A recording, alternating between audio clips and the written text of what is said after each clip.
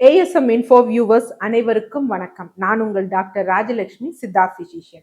So இந்த பதிவில் எதை பற்றி பார்க்க போறோம் அப்படின்னா, மெனோபாஸ் காலகட்டங்களில் பெண்கள் எப்படி இருக்கணும், என்னென்ன மாதிரியான சிக்கல்களுக்கு உள்ளாவாங்க. ஸோ அதுலேருந்து வெளிவர அவங்க என்ன மாதிரியான உணவு முறைகள், வாழ்வியல் முறைகள் ஃபாலோ பண்ணணும் அப்படிங்கிறத தான் இதில் பார்க்க போறோம்.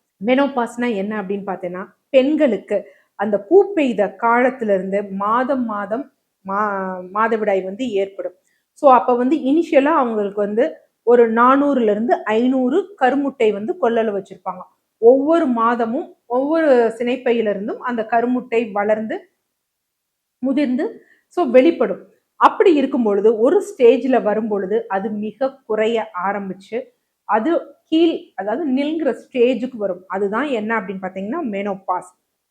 மெனோபாஸ் அப்படிங்கிறது அதாவது ஒரு 12 மாதங்கள் அவங்களுக்கு மாதவிடாயே ஆகாம இருக்கிறது. மாதவிடாய்னா என்னன்னா ஒரு ஸ்பாட்டிங் கூட எதுவுமே இல்லாம தொடர்ந்து 12 மாதங்கள் இருந்தாங்க அப்படின்னா அவங்க மெனோபாஸ் ஆயிருக்காங்க அப்படின்னு அர்த்தம்.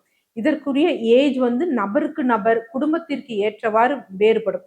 சில பேருக்கு 40லயும் இருக்கலாம், 45லும் இருக்கலாம், 50ல இருக்கலாம், 55லும் இருக்கலாம். ஆனா 40 வயதுக்கு கீழாக மெனோபாஸ் ஆனாங்க அப்படின்னா அது ஏர்லி மெனோபாஸ், ரொம்ப சீக்கிரமா மெனோபாஸ் ஆறாங்க அப்படின்னு அர்த்தம். இது இல்லாம பாத்தீங்கன்னா சர்ஜிக்கல் மெனோபாஸ், ஏதோ ஒரு காரணங்களால அவங்க கர்ப்பப்பை, செனப்பை போன்றவற்றை அறுவை சிகிச்சையால நீக்கிட்டாங்க அப்படின்னா அதை நம்ம என்ன சொல்லுவோம் அப்படின்னா சர்ஜிக்கல் மெனோபாஸ் அப்படின்னு சொல்லுவாங்க. ஸோ இந்த மாதிரி இருக்கும் பொழுது என்ன அப்படின்னா அந்த பெண்களுக்கு மாதவிடாய். ஸோ இந்த மெனோபாஸ் ஆகும் பொழுது என்ன ஆகும்னா பெண்களுக்குரிய ஹார்மோன் குறைய ஆரம்பிக்கும். குறிப்பாக ஈஸ்ட்ரோஜன் ஹார்மோன் குறைய ஆரம்பிக்கும். இந்த ஈஸ்ட்ரோஜன் ஹார்மோன் அப்படிங்கிறது பெண்கள் ஆரோக்கியமாக இருப்பதற்கும் அவங்களோட மைண்ட் எல்லாமே ஹார்மோன்ஸ் எல்லாமே மைண்ட் அந்த திங்கிங்குரிய ஹார்மோன் எல்லாமே சீரா இருப்பதற்கு ஈஸ்ட்ரோஜன் ரொம்ப முக்கியம். ஸோ இந்த ஈஸ்ட்ரோஜன் ஹார்மோன் பெண்களோட 2 சினைப்பை மற்றும் அல்லாது கிட்னிக்கு மேல அட்ரினல் கிளாண்டுன்னு இருக்கும். ஸோ அந்த இடத்துல இருந்தும் கொஞ்சம் சுரக்கும். சில இது பார்த்தீங்கன்னா இந்த அடிபோஸ் டிஷ்யூ போன்றவற்றிலிருந்து சுரக்கும். அதனாலதான் இந்த ஹார்மோன்ஸ் குறையும் பொழுது நார்மலாவே இந்த மெனோபாஸ் காலத்துல பெண்கள் உடல் பருமன் ஆவாங்க. குறிப்பாக அவங்க வயிற்று தசை பகுதிகள் என்ன ஆகும் அப்படின்னா பருத்து காணப்படும். ஸோ அதனால என்ன முதல் விஷயமா மெனோபாஸ் ஆகும் காலங்கள்ல பெண்கள் ரொம்ப வெயிட்டா ஃபீல் பண்ணுவாங்க. அதே மாதிரி வயிற்று பகுதிகளில் அதிகமாக கொழுப்பு தசை இருப்பது அவங்களுக்கு கண்கூடாக தெரியும். அடுத்து 2வது முக்கியமான விஷயம் என்ன அப்படின்னு பார்த்தீங்கன்னா ஹாட் ஃபிளாஷஸ் அப்படின்னு சொல்லுவாங்க. என்ன அப்படின்னு பார்த்தீங்கன்னா உடம்பு அப்படியே உஷ்ணமாற மாதிரி இருக்கும். நார்மல் கிளைமேட்டா இருக்கும், உடம்பு உஷ்ணமாகிற மாதிரி இருக்கும், அந்த பெண்களுக்கு வியர்க்கிற மாதிரி இருக்கும். இதுதான் ஹாட் ஃபிளாஷஸ்ன்னு சொல்லுவாங்க. இதற்குரிய காரணம் என்ன அப்படின்னா அந்த ஈஸ்ட்ரோஜன் ஹார்மோன் குறைஞ்சது. ஒரு கொஞ்சம் ட்ரேஸ் என்ன அப்படின்னு பார்த்தீங்கன்னா அட்ரினல் கிளாண்ட்ல இருந்து வருகிறதுனால கொஞ்சம் அவங்களுக்கு அந்த அட்ரினலின் இன்ஃப்ளூயன்ஸ் ஆகி ஒரு டென்ஷன், ஒரு கோபம், ஒரு படபடப்பு போன்ற விஷயங்கள் அவங்களுக்கு ஏற்படும். இது இல்லாமல் என்ன அப்படின்னா நார்மலாவே இந்த ரேஞ்ச் வரும் பொழுது அவங்களுக்கு கொலாஜன்லாம் கொஞ்சம் குறைய ஆரம்பிக்கும். ஸோ நார்மலாவே அவங்க ஸ்கின்லாம் கொஞ்சம் ட்ரை ஆக ஆரம்பிக்கும். ஸோ வெஜைனா ட்ரை ஆக ஆரம்பிக்கும். இந்த மாதிரி பிரச்சனைகள் ஏற்படும். முடி உதிர்தல் ஏற்படும். தூக்கமின்மை ஏற்படும். எதுலையுமே ஒரு கான்சென்ட்ரேட்டடா இது பண்ணுவாங்க. ரொம்ப காம்ப்ளெக்சிட்டி இருக்கும்.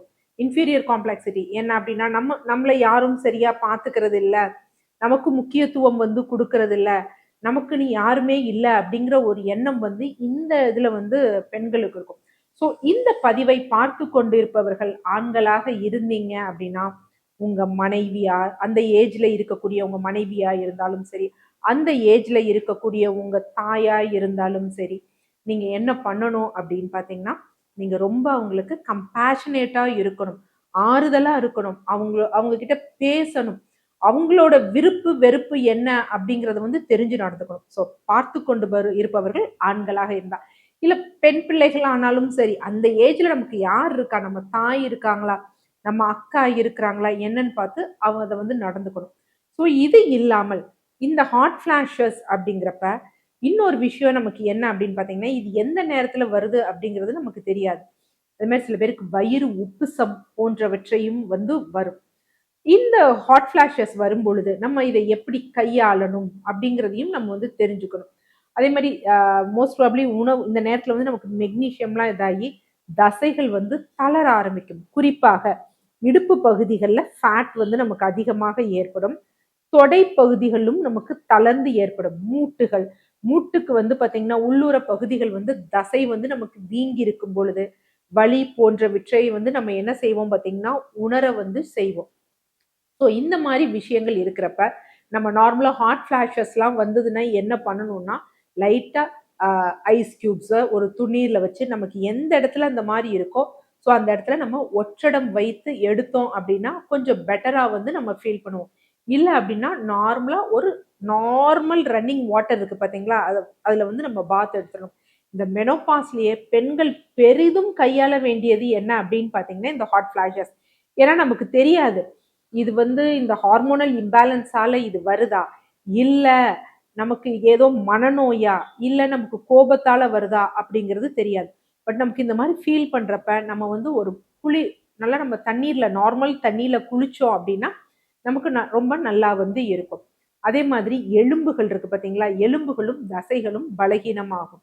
ஸோ இந்த நேரத்துல நம்ம என்ன பண்ணணும் அப்படின்னா, நம்ம உணவுல மெக்னீசியம், கால்சியம் சத்து 2ம் உள்ள உணவுகள வந்து எடுக்கணும். ஸோ இதற்கு ஒரு அற்புதமான சோர்ஸ் என்ன அப்படின்னு பார்த்தீங்கன்னா, பாதாம். ஸோ பாதாம்ல மெக்னீசியமும் நம்ம வந்து இது பண்ணலாம். ஸோ இதுக்கு பாதாமுக்கு ரொம்ப இல்ல. சும்மா ஒரு நைட்டு ஒரு 10 பாதாம் ஊற வச்சு காலையில தோல் உரிச்சு எடுக்கலாம். தோல் உரிச்சு தான் எடுக்கணுமா டாக்டர் அப்படின்னு கேட்டீங்கன்னா, அப்படி கிடையாது. பட் அதிலேயே நமக்கு எவ்வளோ சத்து கிடைக்குமோ, ஒரு சில ஆராய்ச்சி தரவுகள் ஃபைட்டேட்ஸ்னால சத்துக்கள் நமக்கு உறிஞ்சப்படாதுன்னு சொல்லுது, இருக்குன்னு சொல்றாங்க. ஸோ அதனால ஒண்ணும் இல்ல. ஒரு 10 பாதாம உரிக்கிறதுனால, தோல் உரிக்கிறதுனால ஒண்ணும் ஆக போறதில்ல.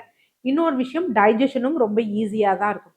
அதனால 10 பாதாம வந்து எடுத்துக்கணும். அடுத்து உணவு விஷயத்த பொறுத்தவரைக்கும் கண்டிப்பாக இந்த நேரத்துல நம்ம என்ன பண்ணுவோம் அப்டின்னா, எல்லோருக்கும் சாப்பாடு போட்டு அதாவது பெண்கள் வந்து எந்த பெண்களானாலும் வீட்டில் இருக்கக்கூடிய பெண்கள், வெளியில் செல்லக்கூடிய பெண்கள், எது மிச்சமா இருக்கோ அதை மட்டும் தான் சாப்பிடுவாங்க.